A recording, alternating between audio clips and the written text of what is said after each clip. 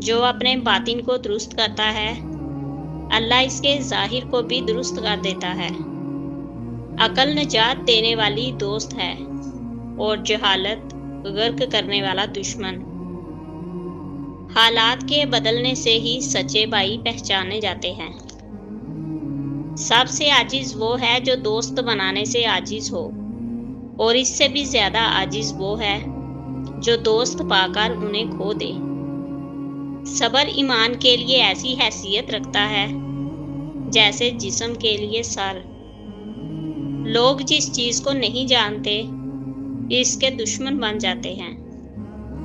کسی کا غلام مت بنو جبکہ اللہ نے تمہیں آزاد پیدا کیا ہے۔ خاموشی علم کا لباس ہے۔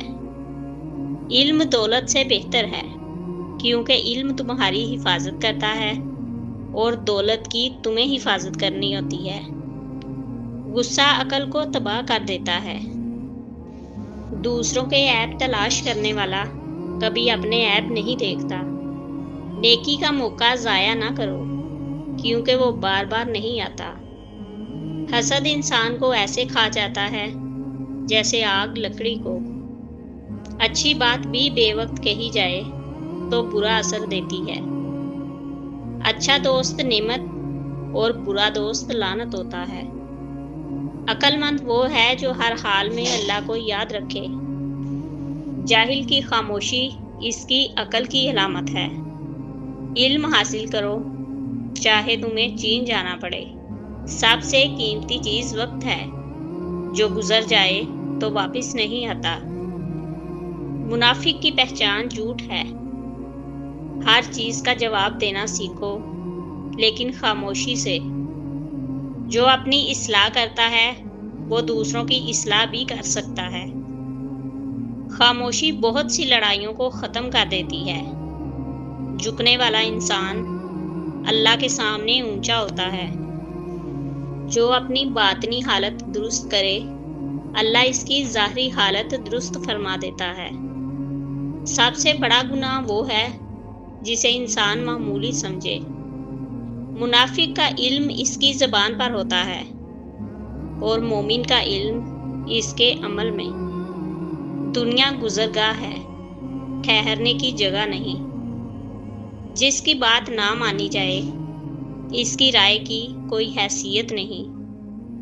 اپنے بھائی کی عزت کرو چاہے وہ تم سے اختلاف کرے۔ انسان دو چیزوں سے پہچانا جاتا ہے، اس کا دل اور اس کی زبان۔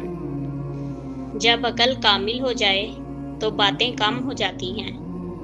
جو رحم نہیں کرتا اس پر رحم نہیں کیا جاتا۔ اپنی اولاد کو عزت دو اور ان کی تربیت بہتر کرو۔ تین چیزیں تین مواقع پر پہچانی جاتی ہیں: بردباری غصے میں، بہادری جنگ میں، اور دوستی ضرورت کے وقت۔ جس کی امیدیں لمبی ہو جاتی ہیں اس کے اعمال خراب ہو جاتے ہیں۔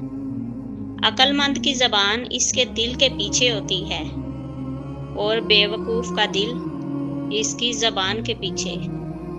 سب سے بہترین بھائی وہ ہے جو تم سے بے نیاز ہو کر بھی محبت کم نہ کرے اور ضرورت پڑنے پر محبت زیادہ کرے۔ بدترین انسان وہ ہے جو اپنی آخرت کو دنیا کے بدلے بیچ دے۔ ایسا مت کہو جو تمہیں خود سننا پسند نہ ہو۔ علم کے لیے اتنی عزت کافی ہے کہ وہ بھی اس کا دعویٰ کرتے ہیں جو اسے جانتے بھی نہیں۔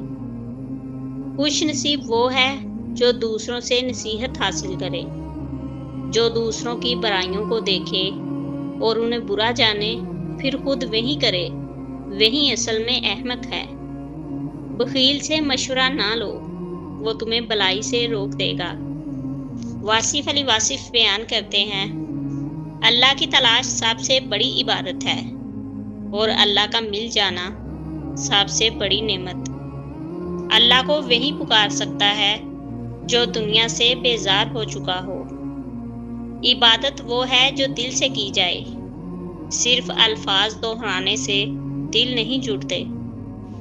نماز اللہ سے ملاقات کا وقت ہے، اسے رسمی نہ بناؤ۔ اللہ کا نام لینے سے پہلے یقین رکھو کہ وہ سن رہا ہے، تب ہی دل پر اثر ہوتا ہے۔ دل وہی کامیاب ہے جو اللہ کے سوا ہر چیز سے خالی ہو۔